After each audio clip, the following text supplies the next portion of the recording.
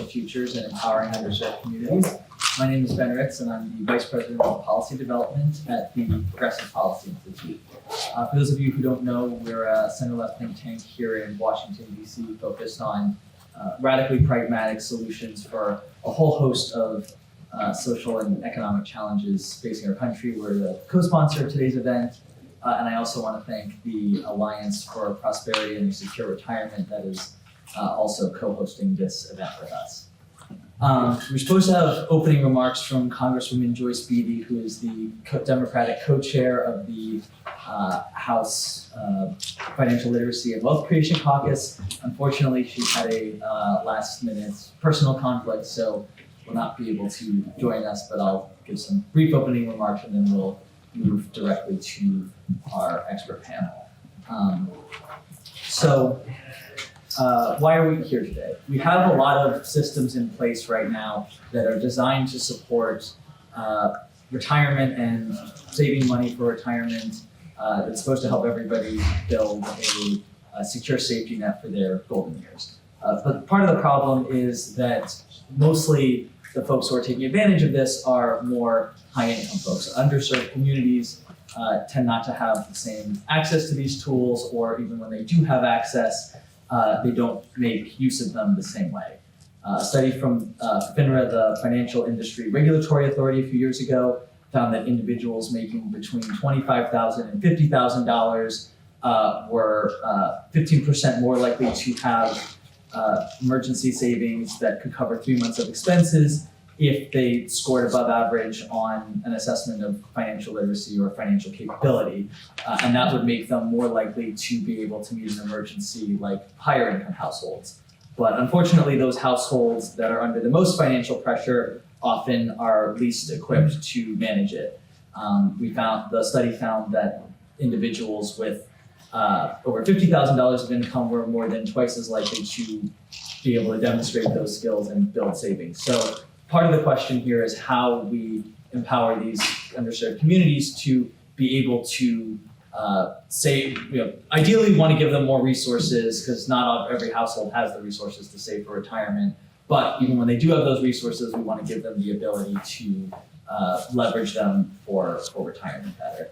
And without those resources, many low-income families are just dependent on Social Security for their retirement, and that's the safety net. That's the third leg of the three-legged stool for retirement security. But as many of us know, that has its own financial challenges.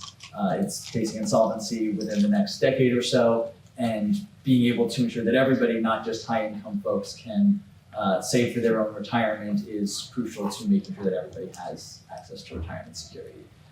So with that, I want to turn it over to Emily Wilkins from CNBC, who will be our moderator today to introduce the other panelists and get our conversation going. So what I'm going to do is I'm just going to sort of go down the table. I will do a very brief introduction for each of our panelists, and then after I introduce them, I'm going to give them each 1 to 2 minutes, just talk a little bit more about the work, what they do, and just kind of if they have sort of any opening things they want y'all to keep in mind before we get into the meat of our conversation. Immediately to my right is Dr. Yanira Cruz. She is the president and CEO of the National Hispanic Council on Aging, and I know many other things, but Dr. Cruz, I'll let you take it away. Sure. Good morning. So I'm Yanira Cruz, president and CEO for the National Hispanic Council on Aging. We are a 50-year plus organization that works to improve the quality of life for Hispanic older adults, their families, and caregivers. We are headquartered here in DC, not far from here, 10-minute drive from here. Our mission is very simple. We are making sure that as we age in dignity, and that our health is taken care of, our financial security is in good standing. We have housing, that we have good representation, leadership across the country, making sure that we advocate on behalf of older adults and caregivers. So that's sort of the sort of the description of the organization, the mission is to improve the lives of Hispanic older adults, their families, and caregivers. To the right of Dr. Cruz, we have Tim Hill. He is the president of the Alliance for Prosperity and a Secure Retirement. Tim, floor is yours. All right. As she said, I'm the president of the Alliance for Prosperity and a Secure Retirement. And what we're really focused on with retirement security in particular is trying to tamp down the current efforts to interfere with pension trustees' fiduciary responsibilities and the fiduciary responsibilities of those systems, and I'll call them those suppliers or vendors who provide services to them in the name of politics. What I mean by that is we're trying to stop efforts to tell pension funds and pension trustees, you cannot buy this company, you cannot invest in that company, you can't invest in this strategy, or you can't not carry out that strategy anymore because of those politicians' political whims. Retirement security and the dollars that fund that retirement security do not belong in the political sandbox of playing with political agendas or social engineering. Those funds are there. Those trustees have a very serious, solemn fiduciary duty to pick the best investments that they can for the future of those funds. And from my perspective, as I'm a retired firefighter out of Phoenix, Arizona, I spent 32 years as a fire captain and a paramedic, and during much of that time also was president of the Arizona Professional Firefighters Association. So I had to work intimately for a long time to preserve the retirement funds against political attacks. Retirement security is important for all of us and all of our families, but those funds, those specific funds, are very important to public safety because most of us in public safety don't get Social Security. Until more recent years, we're not eligible to invest in retirement savings such as 401ks in the private sector. We do now have that availability, but police officers and firefighters in particular are what's known in industry form as professional industrial athletes. And no one questions that a professional athlete, because of their bodies and injuries, need to retire earlier than the general population. So we have a shorter time to accumulate assets and then a longer threshold that those assets have to sustain us in life. So the health of those funds is of particular importance to our members. Thank you so much, Tim. Some really great perspectives there. Moving on down the table, we have Lettie Nocera. Nocera, right? Yeah. Okay. Director of the American Savings Education Council for Bipartisan Policy Center's Economic Policy Program. Lettie? Great. Thank you so much, Emily. And want to thank PPI and APSR for hosting this wonderful and really important event. It's great to be here, and thank all of you for coming. My name is Lettie Nocera. I'm a director with the Economic Policy Program with the Bipartisan Policy Center, which is a bipartisan think tank located here in Washington, D.C. So we as an organization work with a lot of members of Congress and their staff to really try to come up with some feasible bipartisan solutions. What I do in particular is I run a unique public-private partnership called the American Savings Education Council. And that was actually formed in 1994, as my kids call it, the 1900s, which you probably call it that as well, by the Department of Labor and the Employee Benefit Research Institute. And thank you. I hope everybody can hear me. Raise your hand in the back if you can't, and I'll try to project. This public-private partnership brings together, financial services industry leaders, fellow think tanks and other nonprofits, trade associations, academic institutions, and then what makes it particularly unique is that we also count a lot of the regulatory agencies as partners. So the Social Security Administration and the SEC and Department of Labor and Treasury. And these are all people that are working together toward retirement security. But I think it's really important to note, and something that we stress when we convene all of these thought leaders, is that you can't talk about retirement security if you don't talk about financial security throughout the lifespan. And savings is a huge part of that. And savings is really the path to retirement security. So I think this conversation is incredibly important today to empowering underserved communities to be able to save and removing some of those barriers. Fantastic. And Ben, I know that you just had the podium, but I did want to see if there was anything else that you wanted to add.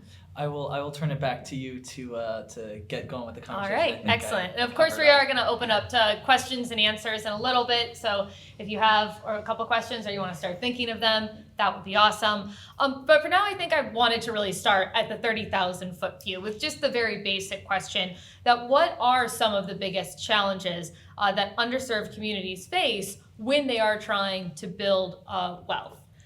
Dr. Cruz, do you want to begin?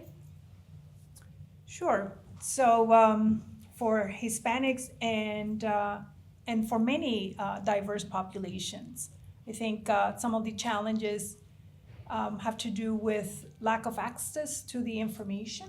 Oftentimes, language is a barrier.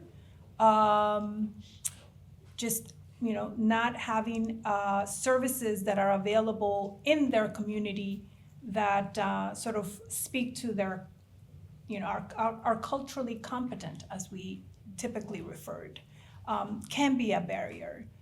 So I think those are some important elements to take into account and to incorporate into any solutions we might come up with to solve this. Can I ask just very quickly, when you say culturally competent, can you give an example of something? I think a lot of us understand, good to have materials in different languages, but I'm wondering if there are other things that should be kept in mind when doing messaging and when talking about retirement and savings. Sure. So we have an infrastructure around the country of organizations that are trusted by diverse populations. They're typically community-based organizations. They're national organizations that work directly with specific communities.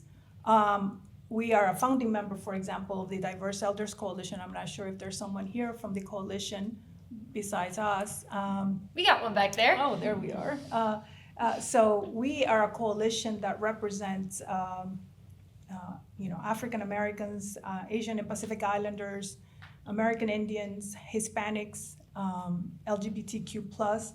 And so these organizations are very effective in reaching and connecting with their respective communities, keeping in mind their culture, the methodology that best connects with them, using their radio networks, their newspapers, or their social media that is appropriate for that community.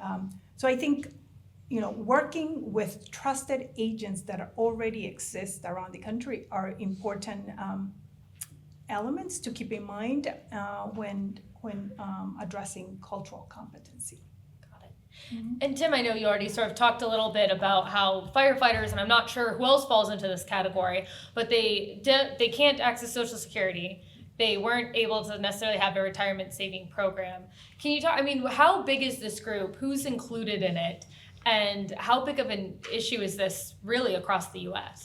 Yeah, I think it's a significant issue for public employees, and it goes back to the original history of Social Security, which originally was only for private employees. Public employees had no access to it. And then through the years, there was the ability for governments to add folks to Social Security, but they were given a choice of whether to do that or just create their own pension systems or nothing for a long time.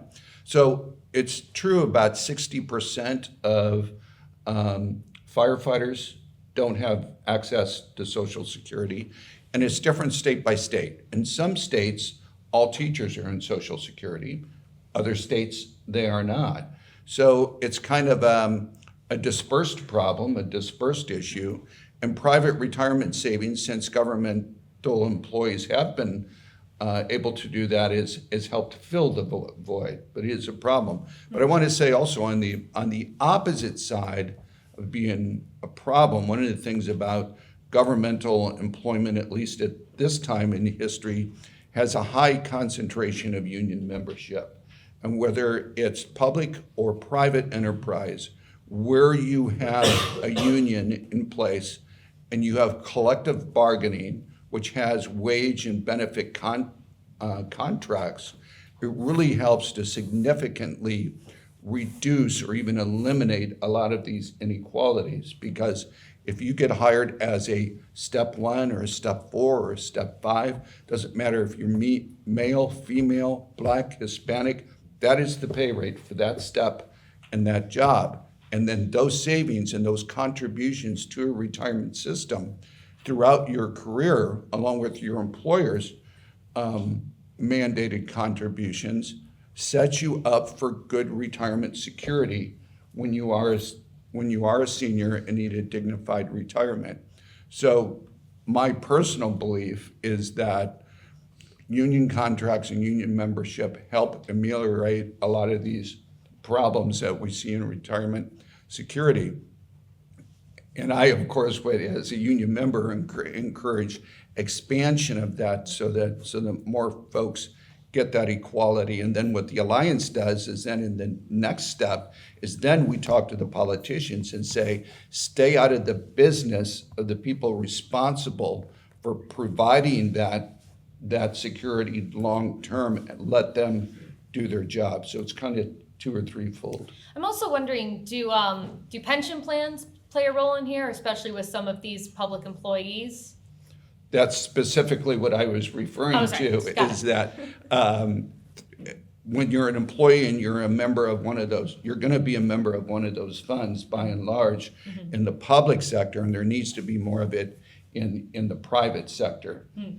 Got it. And so just sort of making sure that those pension funds are able to invest the way they need to invest to have the biggest term, and the biggest benefits for the members. And I know that we could dip into a lot of the politics with that. But Lettie, I also wanted to come to you for a little bit and see from your perspective, what some of the biggest challenges and hurdles that especially underserved communities face right now when it comes to saving. Absolutely. Well, I want to build sort of on what you and Dr. Cruz were saying. I mean, I think the financial access to financial education is a huge part of it, and I think the cultural competence is so important because, to your point, Emily, putting something in someone's language does not that's not cultural competence. We have to recognize that everybody has cultural biases. Some people grow up where you don't talk about personal finances. That is not something you talk about in your household.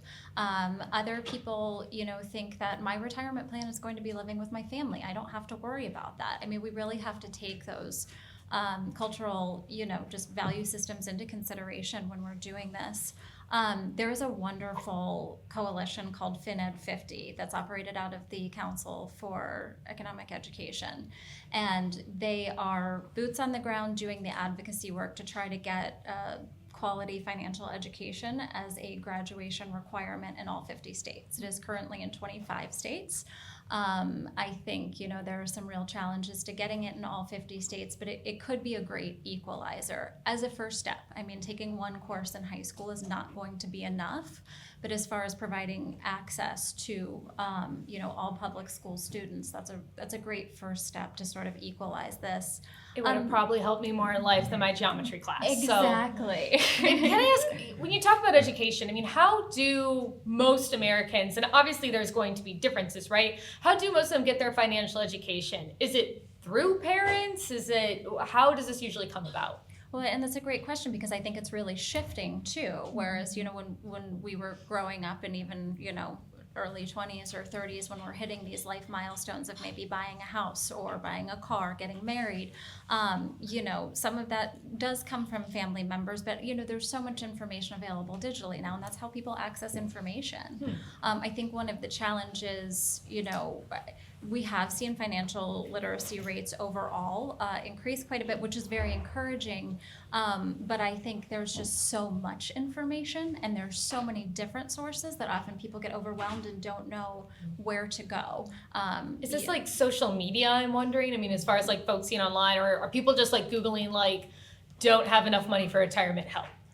There I think is a lot of it is on social media, and I think one of the things that adds to the challenge is that a lot of people who are accessing social media, who are the younger generations, are hearing, well, we're not going to have Social Security. That's not going to be around anyway. Why should I even worry? I'm just going to go ahead and go out to dinner 5 nights a week. That sort of messaging, and I don't mean to overgeneralize, but I mean, I think there is a very understandable attitude that this is really concerning. Our retirement system is facing a real challenge, and a lot of people don't think that they're ever going to be able to retire. That is definitely a point that I think we want to come back to. But Ben, I don't want you to feel left out of this conversation. But I know you also have the harder job, because it's basically the same question: what are the biggest challenges? But don't list any that anyone else mentioned. That is. Lettie did take many of the things I was going to say. There is one in particular, though, that I want to build off on, which is I think social media has been both one of the greatest opportunities and the biggest challenges in spreading good financial habits. Because on the one hand, you can go on YouTube and watch some financial education videos that will tell you everything you need to know about an IRA, like what you can contribute, how to set one up. They'll have video demonstrations on the power of compound interest. Like, you can really educate yourself in a way that you just couldn't 20 years ago. On the flip side, you can also get yourself a ton of bad advice. For every good video on YouTube or TikTok, there's probably 4 or 5 that just couldn't be more wrong.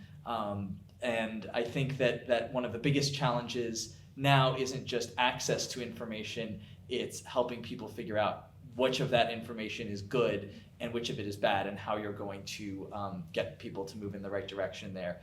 To that end, I think the effort to expand financial literacy courses in high school is a very important step. As Emily said, you probably will need to learn how to plan for retirement and file your taxes more frequently than you will need to, find the hypotenuse of a triangle, unless you're in certain fields. And so I think trying to build more of these critical life skills into our education system, not just the academic skills and asking people to figure out the life skills later on, but actually trying to make that part of our educational curricula is really where it starts. Yeah. And I do want to come back to the point that there are a lot of folks right now who are perhaps not even going to be able to retire. I know that I think it was, I want to make sure I've got the attribution correct, but it was the Alliance for Prosperity and Secure Retirement. They said that 80% of registered voters say they are not prepared, and 87% say that there is a retirement crisis. So I want to go into this for a little bit. And of course, everyone kind of feel free to jump in. Happy to make this a bit of a conversation. Feel free to disagree. That's always so exciting. But Lettie, you were the first one to mention it, so I am going to come back to you. Talk a little bit about the retirement crisis, what it looks like, and what kind of implications that's going to have for society.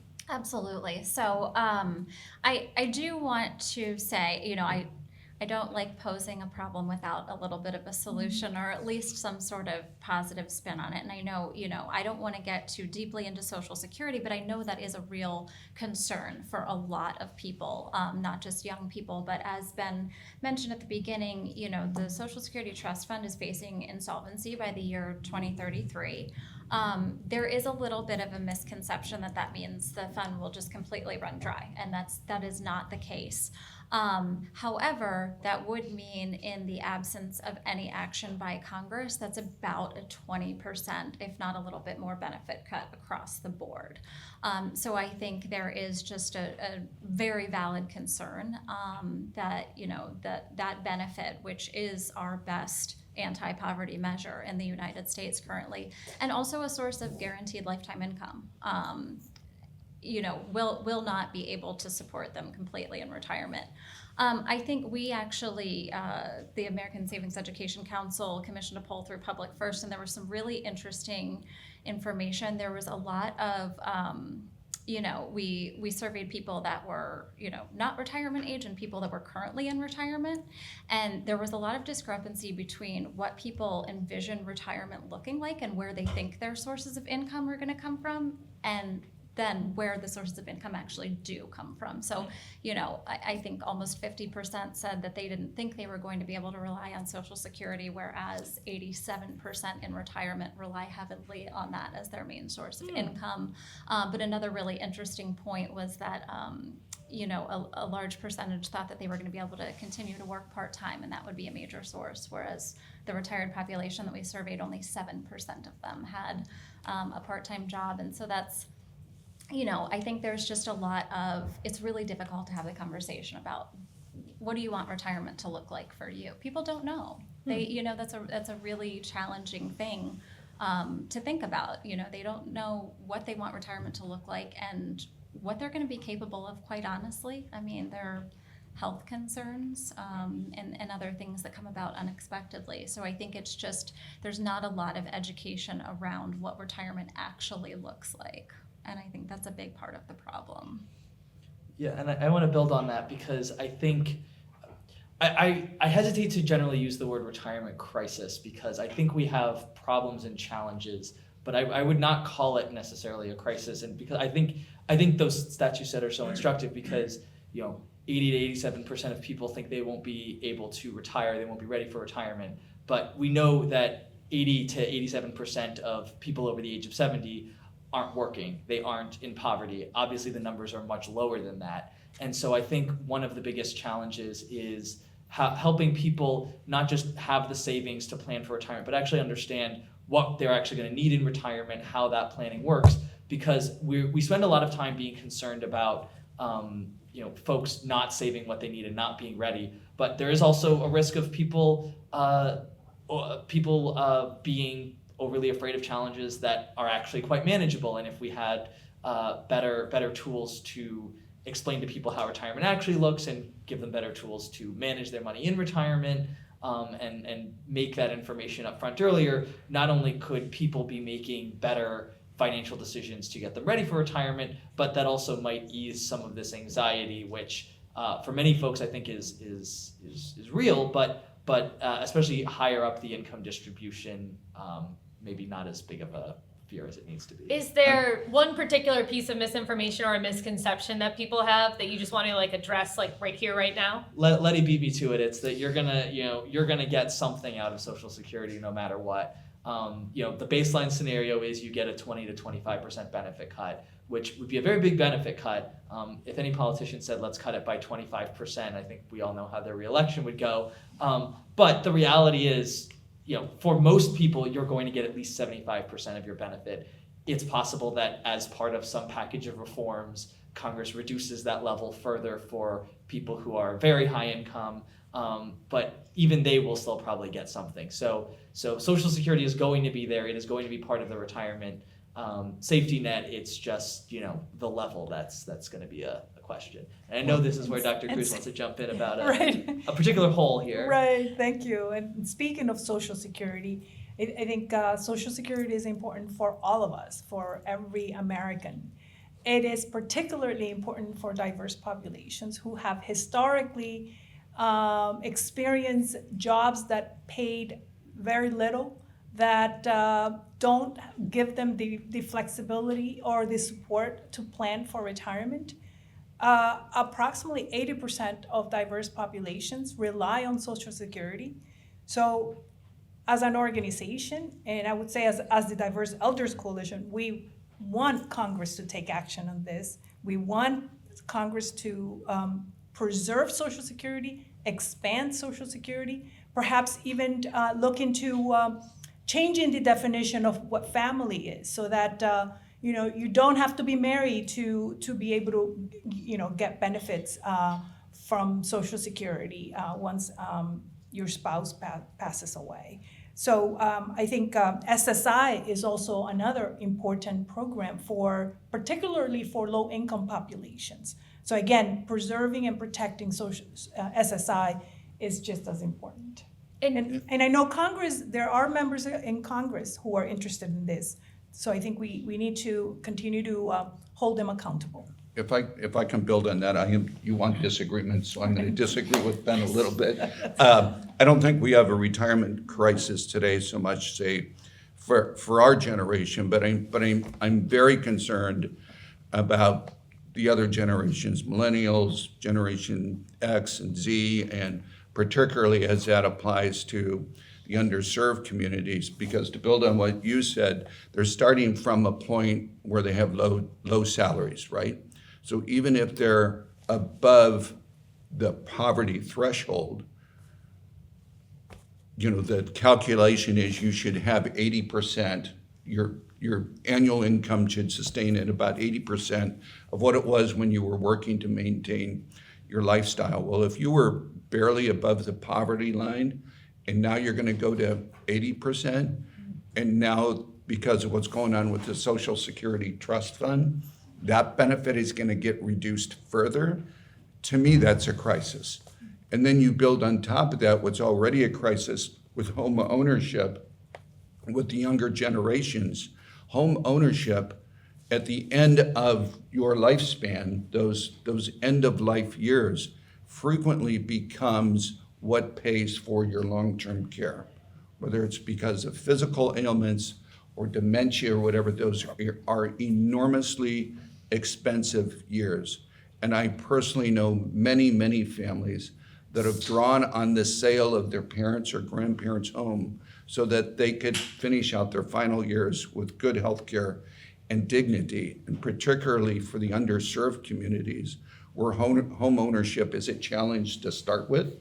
That's not only a quality of life issue for today, that's an even bigger quality of life issue in retirement. Home ownership is a big piece of that three-legged stool that should include a pension, private savings, and Social Security.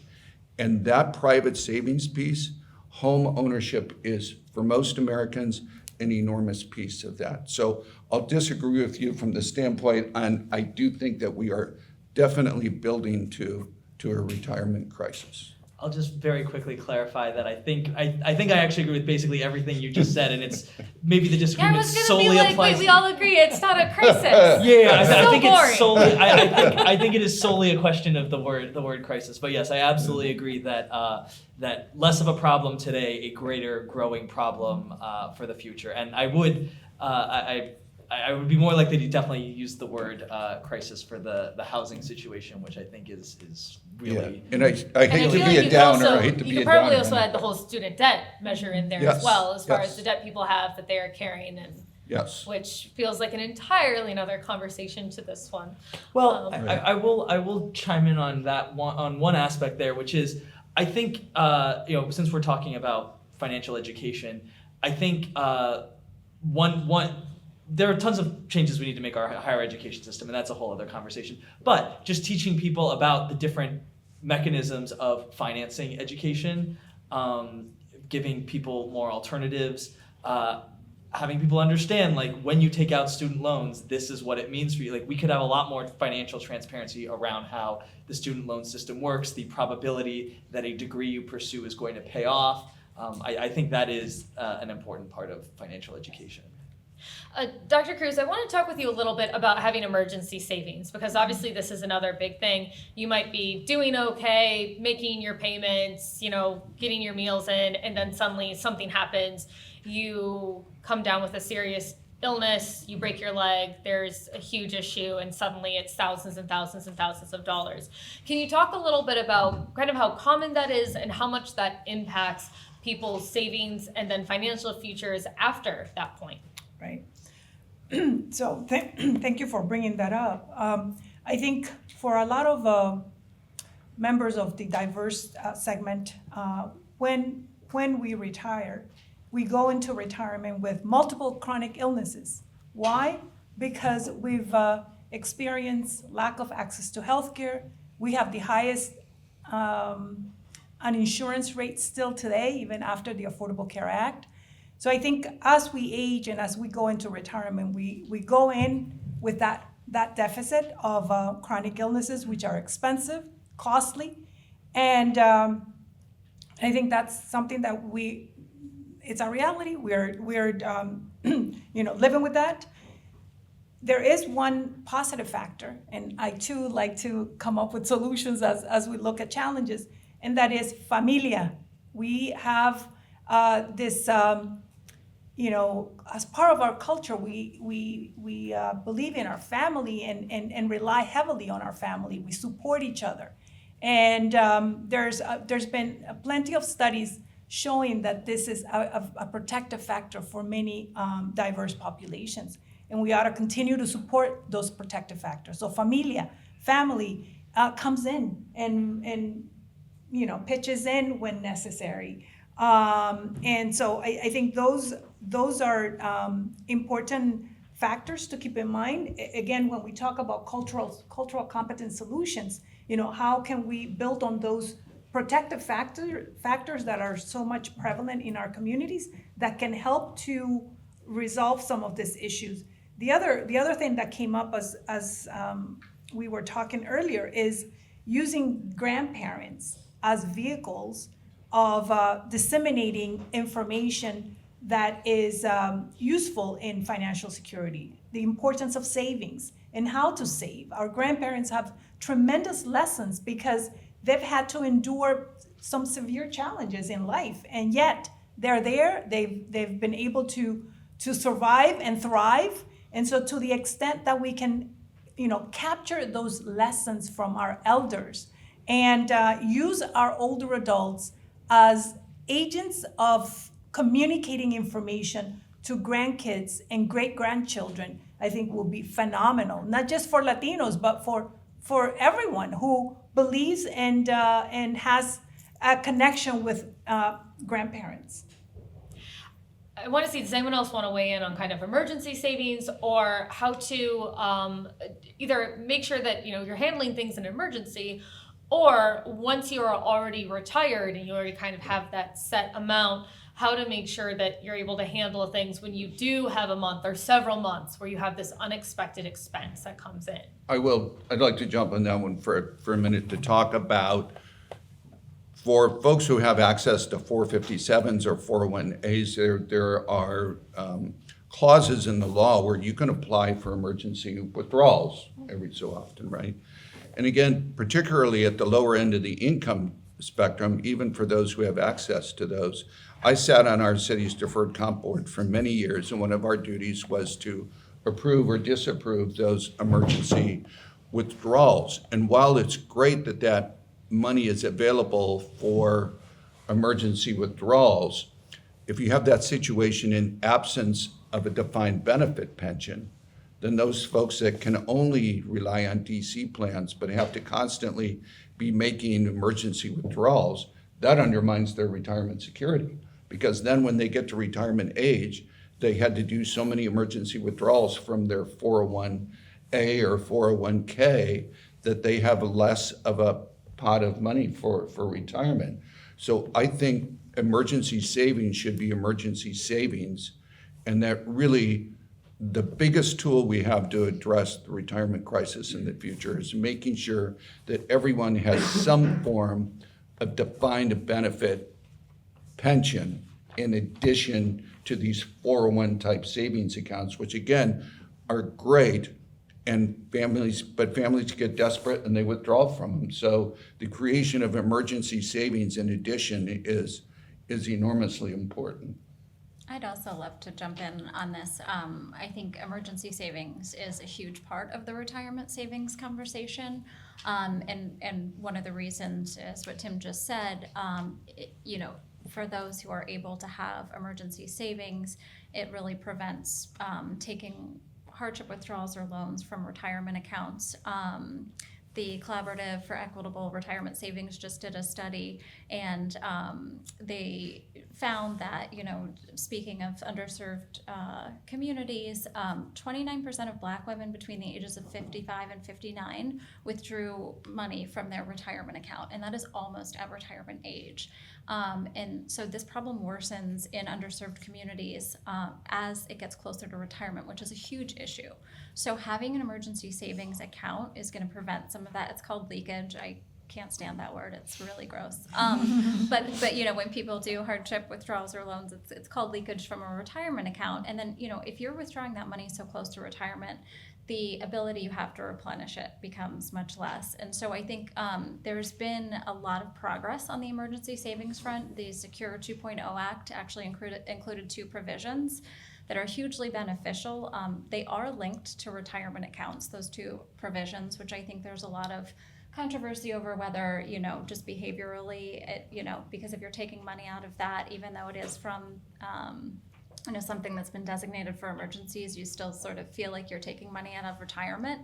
And so there's been a lot of movement in the out of plan market as well, which is, it's really encouraging. So there's a lot of encouraging data coming out. A lot more folks are offering emergency savings plans, but where there's still a huge gap and where this really does impact underserved communities quite a bit is we don't have enough information on how to reach the non-traditional workers. There's so many workers that are, you know, whether it's gig workers or folks that, you know, you don't have your standard job where you're getting a paycheck every 2 weeks, they don't have access to emergency savings plans and they aren't able to accumulate that money. So we really need to do a lot more research on, you know, finding creative solutions to reach those populations. Interesting. And I want to make sure that we're opening up to the floor for questions in just a minute. But before we do, I wanted to kind of just quickly go down the table and ask you guys if there are any specific federal programs that you think can be very helpful for either retirement savings, for merges. I know we touched on one of them there, but any specific programs, and then maybe even talk for a minute about, you know, how folks usually learn about it and if there's a way to kind of better promote the program. Dr. Cruz? So I would say in addition to, of course, Social Security and SSI, I would say protecting Medicare and Medicaid to take care of our health, but also employment and training programs. DOL has employment and training programs for older adults and for, you know, populations in general. So strengthening those programs, I think, would be important. And the one that I'm specifically referring to is within the Older Americans Act, which is a hugely important piece of legislation, which is up for reauthorization.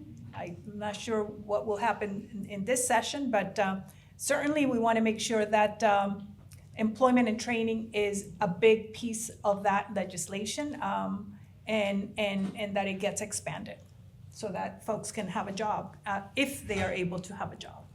I think there's a couple of things. I mean, through the Department of Education, educational institutions have a number of requirements they have to meet.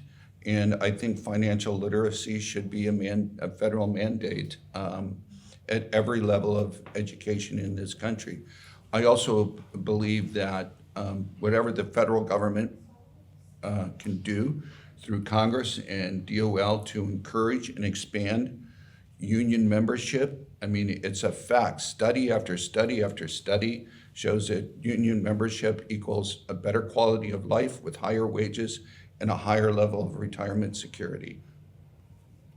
And I think, you know, there are a lot of models in the states right now that are really enhancing retirement security that, you know, the government can look to for potential federal programs. And one of those is state-sponsored retirement plans that are seeing huge success. It's in 17 states now, I think. So looking to the states, and another big one that, you know, again, isn't necessarily intuitive to retirement planning or savings is early wealth building accounts like child savings accounts. And that's specifically targeted to underserved communities because, you know, the earlier you can start that wealth building and have access to those opportunities, there are just better outcomes throughout the lifespan. So I think really looking to some of these successful state programs could be a great model for enhancing retirement federally. I think everybody did a pretty good job talking about the federal programs. Yeah, sorry, you currently keep exist. going last on these ones. But No, it's fine. I'll give a slightly different answer, and I think that's the role of what I think the private sector could be doing a little bit better, and that's, you know, I think maybe one thing I'll disagree with Tim on is I think defined benefit pension plans. I don't think that's going to be the future for how we're going to be able to get people to have secure retirements. Even at their peak pension, you know, I think it was 1 in 3 Americans had a pension plan.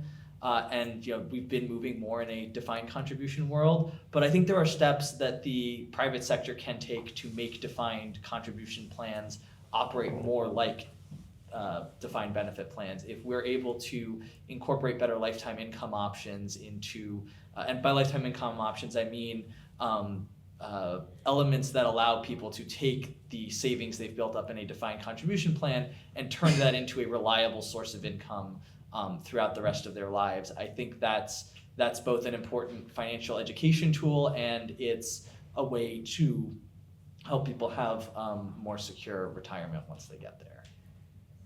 Well, Now I'm gonna agree with you.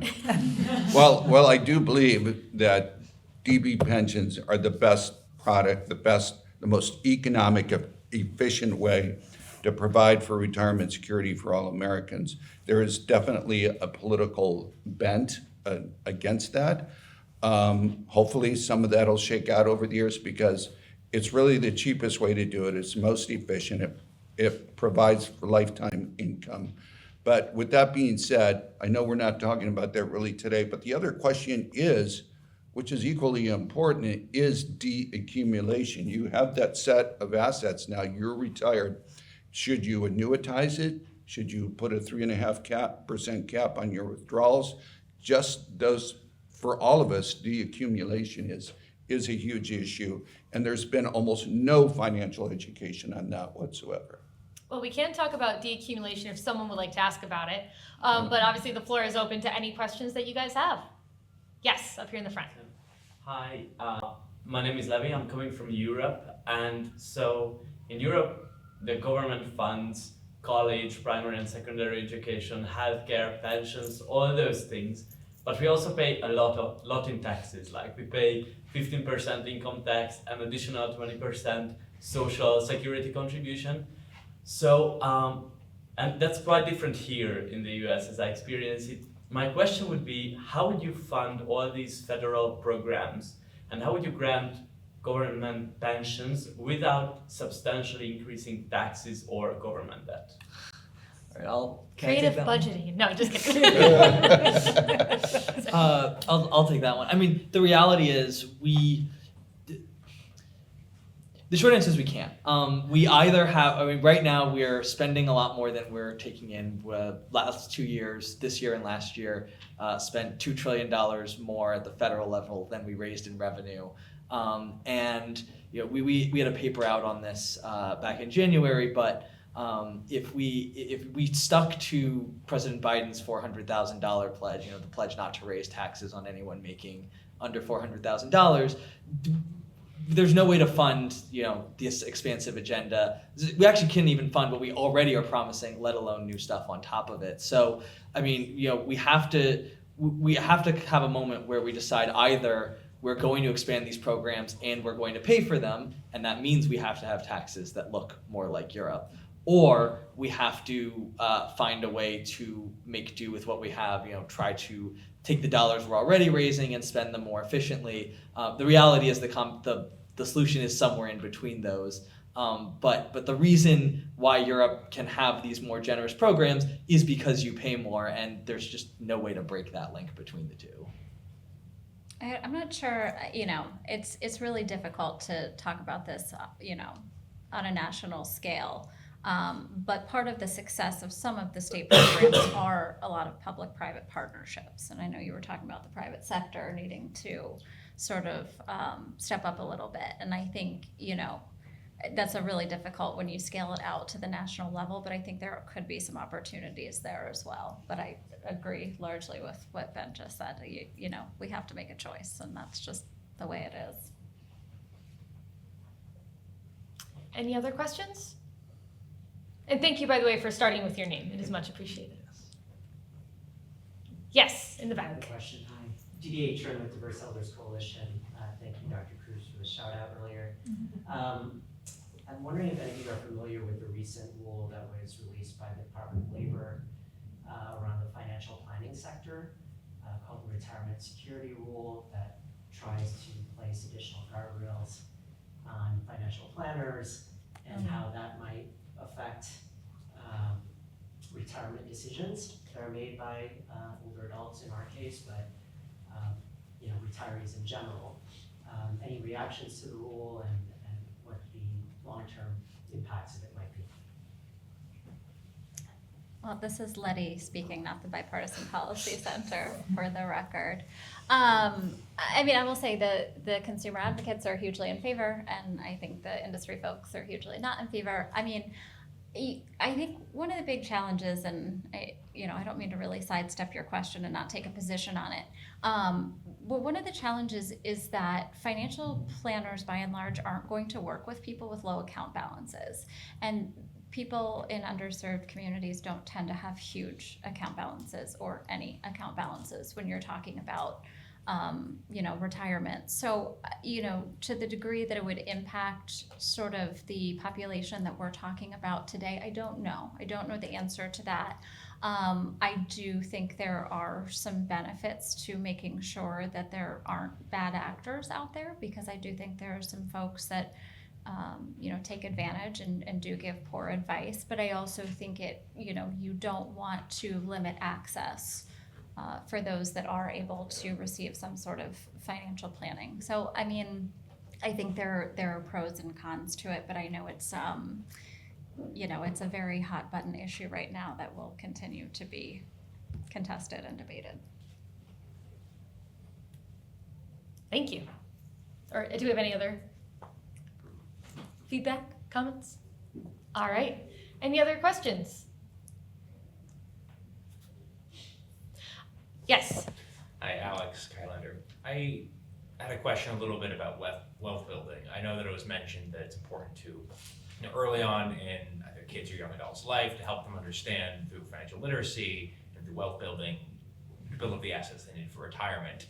What are some of the barriers to doing that? I know housing was brought up, so maybe some barriers to home ownership, some ideas you might have for how you can help youth, young adults, not be starting from scratch by the time they hit 50, 55. Yeah, I think that's enormously important. I mean, I felt fortunate early in my career that my supervisor basically got me by the collar and said, you're gonna go down and you're gonna sign up $25 a week, excuse me, for your 457. It does take some mentorship. It does take, generationally people, passing down basically very basic financial wisdom from person to person. And lack of that goes back to this financial literacy that we've been talking about. Kids need to be educated in high school and college about the importance of, earnings and savings. I mean, one of the things that will help give you a secure retirement if you're completely dependent on DC plans or private savings is what's known as the time value of money. If you wait until you're right, if you wait till you're 50 to start saving, that money doesn't have nearly as much time to work for you and to build wealth. So even very small incremental savings that's dedicated for retirement when you're young is very important. And one of the tragedies of, again, DB pensions becoming less and less available and more of it moving to DC products is also wages have not kept up with inflation long term over the last 50 years for most Americans. But the prices of gas and food and housing have, so it makes it more and more difficult, particularly people in underserved communities, to say, it's one thing to give you financial literacy and say, you should start saving that $25 a week. It's another thing to find it in your budget as well, right? So it's a twofold problem. There's a wage problem in this country, and there's a savings problem, literacy problem. So I don't know if that answers it for you, but to me, it's twofold. You got to know what to do. You have to have the ability to do it. So. I'll build on Tim's remark with similar dynamic to your supervisor grabbing you by the collar and making you sign up for the plan. A lot of employer programs now, a lot's maybe a strong word, but automatic enrollment and having people, if they, instead of having to affirmatively sign up for a retirement plan that your employer offers, if the standard was changed to the employer will enroll you unless you choose to opt out, I think that alone will lead to a lot more people saving. Now, if your budget is squeezed, if you need that money back, you're going to opt out, you should opt out. But I think we'll find that there are a lot of folks who, when that step is being taken automatically instead of them having to do it proactively, as long as it's, enrolling them at a reasonable rate, they will be building wealth, I don't want to say without even knowing it, but they'll be doing it automatically, and that will make them have more at retirement. Thank you. Yes.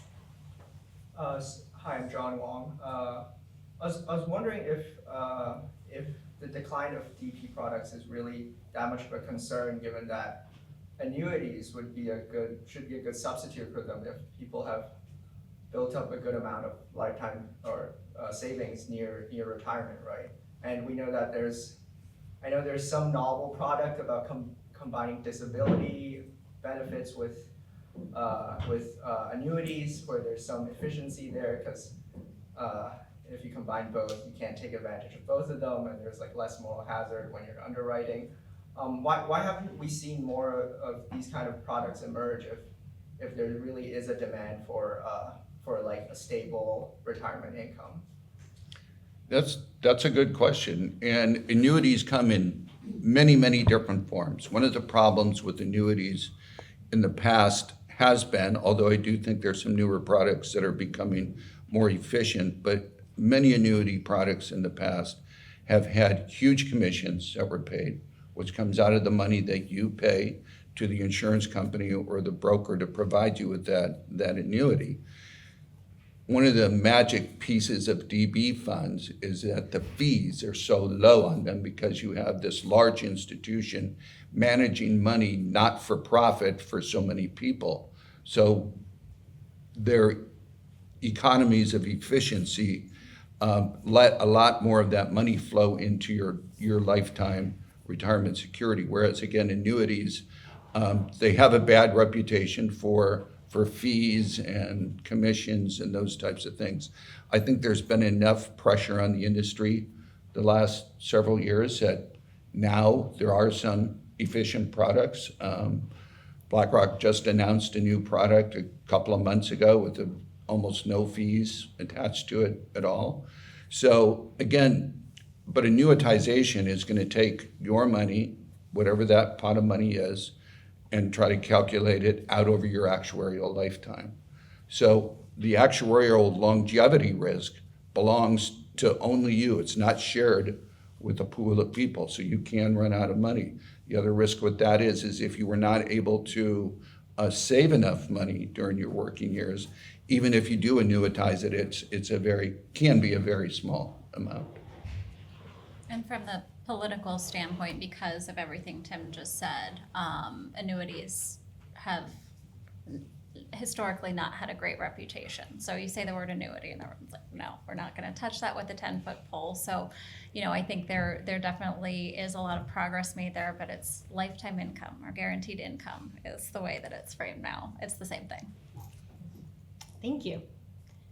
Any other questions? Yes. I don't really have a question. Well, I have a question. Just listening to everybody speak, thank you so much. First of all, my name is Brittany. I'm with the International Young Adult Working Volunteer Group. It's called It Says WOW, which means Seek the Earth from A to Z. And the WOW stands for We Are One. So basically, this volunteer group, we participate in a lot of global issues. And we have so many campaigns that are happening right now. And we put on a lot of forums, have a lot of volunteer work, try to outreach into the community. And after listening to everybody, and I realized, even myself, wow, this is really an issue that I didn't really think about. So since we do a lot of things with the youth, and we try to outreach to universities and also everybody's workplace, we try to put on forums and educate people.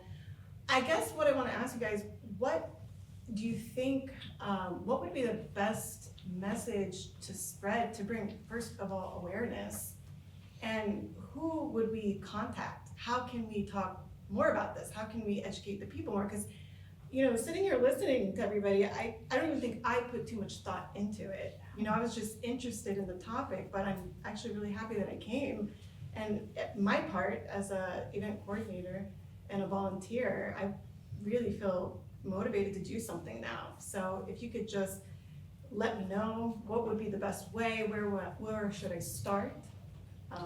Please have at it. Sure, I'll talk a little bit about sort of the messaging and some starting points for where I think to bring the message, but I'll also then kick it over to Dr. Cruz, who probably will have better suggestions for specifically underserved communities. I think the messaging is about the importance of savings and the risks of not saving for retirement and getting ahead, but also the power of starting early. You're focusing on youth groups. If you save a little bit over the course of your lifetime, starting when you're 20, retirement is actually quite easy to attain. If you have the resources to save and you're just putting a little bit away and you're investing it in the right vehicles and you've been educated about what those vehicles are, it's a very manageable problem. And so I think, especially when we're talking to youth folks, it's this is a challenge that you have to be ready for. If you're ready for it, it's actually quite manageable. You just have to start thinking about it now and preparing for it, and then teaching them about the power of compound interest, the different savings vehicles that are available. I think Q&A with financial experts. Who would we call in to kind of educate? Who would be the best? What would be the best source? Who would be the best person to ask? I'm going to kick it over to Tim and Dr. Cruz, who probably have better suggestions. I mean, if we're thinking about locally, I think there are tons of folks who think about this from an academic perspective. And if I could recommend people in DC proper, but around the country, I think Tim and Dr. Cruz will have better suggestions about that. The last point I'll make before kicking it over to them is trying to meet people where they are. So I think schools and employers are the two places where you'll be getting the folks who are sort of most primed to be thinking about it. School, you're learning. Your employer, that's where you're making your money. That's where your retirement plan is being offered. So I think those are the two places I would start for that. But now I want to kick it over to you guys. Doctor? You want me to start? Sure. Great question, Brittany. Thank you, and thank you for what you're doing. That sounds exciting. Thank you for what you're doing as well. Of course. So what comes to mind is, wouldn't it be exciting to have like a sort of town hall or type of thing where you have like an intergenerational conversation where you bring in older adults, like abuelos, older adults, grandparents, and the youth, and have an exchange, have a dialogue. I think the wisdom, you talked about the wisdom that older adults bring to communities, to families, to society. And I think we're losing that. And so let's not wait too long to lose that. So have a dialogue, have a conversation that is intergenerational on this topic. In each community, there's multiple organizations at the local level that can help, depending on where you want to hold it. I'm happy to connect with you later and provide some guidance. I also would like to invite all of us to a report that was published by the Diverse Elders Coalition on securing our future, and that's on our website. I'm happy to send it to Ben, and Ben, you can share it with everyone. But it's also on the Diverse Elders Coalition website, and it's securing our future. A lot of the items we talked about are there, and but yeah, I think capturing the wisdom of older adults would be very neat for the youth, and having that intergenerational conversation would be wonderful. And like I said, depending on what region, whether it's Arizona or Florida or Texas, we can think of who the players are there to help you bring those voices together. Oh, thank you. You said your organization is worldwide, is that correct? Yes, we're international. Okay, Yes. so of course you need information on this, which is going to be different in different countries, certainly. But as far as the U.S. is concerned, you can get a lot of good information from like your financial literacy project that you talked about. A lot of the providers like Nationwide sells a lot of defined contribution products. These are all the large financial service companies have information because they want to expand their markets, get into a group to sell to them, right? And then your other piece is who are the messengers? And for different cultures, it's going to be different. In some places, it's going to be the abuelos, the abuelas. In some communities, like I was a young, impressionable firefighter, was a senior captain that I had a lot of respect for that told me to do this. In some communities, it will be family, some it will be peers. So, you have to look at the message and the messenger. But where you can get that information, I think there's a lot of places you can go. Again, the companies that provide it. There's a great outfit in town here called the National Institute of Retirement Security, and they do a lot of academic work, a lot of studies on the retirement security space. They're a wealth of information, but I don't think that there's a one-stop shop for you, I feel we should totally start with this same discussion and just have it again, and then bring in at least all the people that we want to invite so they can hear this, first of all, because I think it would change a lot. I feel like it would change the career path, what they're going to school for, the discussions they would like to have with their employer. I think this is really an important topic. Thank you all so much. I forgot to mention academic centers may also be an important source of information. So whether it's here nationally or internationally, embassies also can help, consulates. I do also think that it's enormously important for all of us, whatever group we're associated with, to continue to talk to everyone, and whether it's the Alliance, the Progressive Policy Institute, Council of Elders, to continue to talk to everybody about how important retirement security is, and not just that it's important, but how do you actually get there? What's the first step, second step? How do you get there, and how do we support underserved communities that are even at higher risk than the rest of us in not having a secure retirement? Brittany, thank you so much for that question. I know we've only have a couple minutes left, but are any other questions from the group? Then what I would like to actually close it off with is, since we have, a number of folks here who are advisors, consultants, Hill staffers, what would you guys like to see? What do you think is one or two things that Congress could do, ignoring the fact that, we're already almost in July and there's a lot of partisanship? What are some things that you think that Congress could potentially do that would really be able to benefit a lot of Americans for both retirement savings and savings for other important things? Dr. Cruz? So I would say we need to reauthorize the Older Americans Act.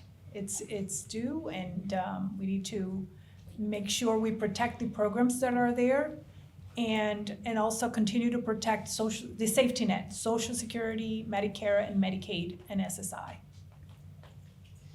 Well, as the co-host for this event from the Alliance, I would say, first of all, to Congress, is please don't fall into the trap that some of the states are falling into right now, which is, again, trying to interfere with the fiduciary responsibility of pension plans to invest their money in the best way for the long-term benefit of the beneficiaries. So what you don't do can be as important as what you do.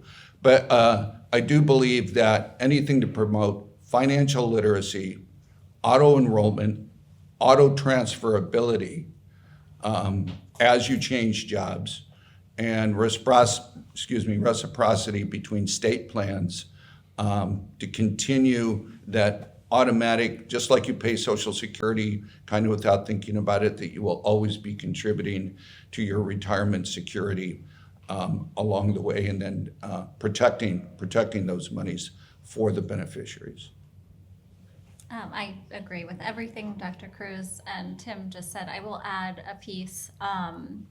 there is a great opportunity to pass a federal paid family medical leave bill. And I think, there are a lot of particularly women that find themselves either having to step away from the workforce or go part-time or not pursue higher education because they're caring for children or an older family member. It doesn't just impact women, it impacts everybody. And I mean, so this, your ability to save for retirement is very much impacted if you're having to remove yourself from the workforce for a number of years. So I think that's incredibly important, just to have more supports in that area. Like Lettie, I'll say I agree with everything that has already been said. Two other things I'll throw out there is, number one, just thinking about Social Security and the safety net as the bedrock of retirement security. Just addressing the looming insolvency. However we address it, it is better to have a benefit that is guaranteed, that you can count on. I would rather have, I'd rather know that I'm getting 95% of my Social Security benefit than think I could get anywhere between 75 and 100%, and I have no way of planning around that. So I think just giving people the ability to better plan around the safety net by securing it is important. And then I'll also do a little bit of a preview plug that we're working on a proposal for some opportunity accounts, kind of like a child savings vehicle, to try to help people build the financial savings skills throughout their lives. And when we come out with that, I would say try to pass something like that. But that's to be coming. And otherwise, I agree with everything else that was said. All right, so we're ending on a stay tuned. Well, thank you to all of our panelists for a really great conversation. Thank you, of course, to PPI for putting on this event today. And thanks to all of you for coming and asking really fantastic questions. And thanks for being a part of the conversation. Thank you.